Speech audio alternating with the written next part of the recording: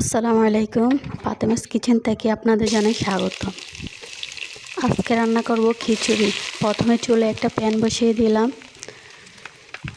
তেল দিয়ে দিলাম, তারপরে দিয়ে দিয়েছি পেঁয়াজ, 2 টেবিল চামচ রসুন, 1 টেবিল চামচ আদা, দিয়ে দেবো হলুদ গুঁড়া, মরিচ গুঁড়া, ধনে গুঁড়া, জিরা গুঁড়া, গরম মশলার গুঁড়া, বিরিয়ানি মশলা, টমেটো। মশলাগুলো ভালো করে কষিয়ে নেব। একটু পানি দিয়ে দেব, তারপরে দিয়ে দিচ্ছি লবণ,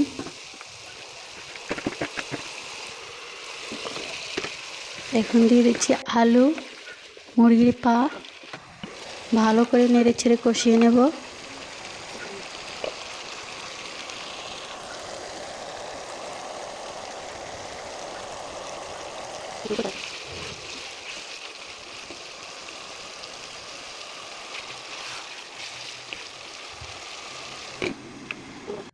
তারপরে ঢেকে দেব, আবার একটু নেড়ে ছেড়ে দেব।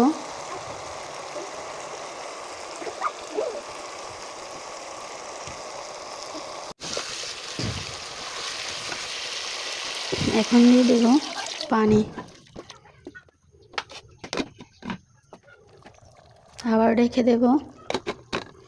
10 মিনিট ভালো করে কষিয়ে নিয়ে তারপরে দিয়ে দেব খিচুড়ির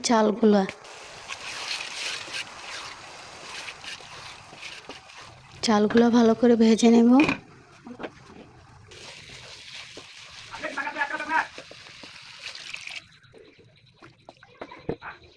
দিয়ে দিচ্ছি পানি, পরিমাণ মতন পানি দিয়ে দিবেন। কাঁচামরিচ দিয়ে দিচ্ছি, লেবু পাতা, পোলাও পাতা।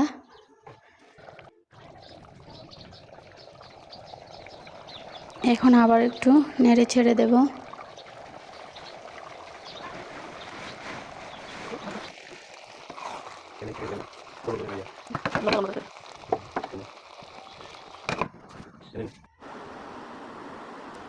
হয়ে গেল আমাদের মজাদার খিচুড়ি। এভাবে রান্না করে দেখবেন, অনেক মজা পাবেন।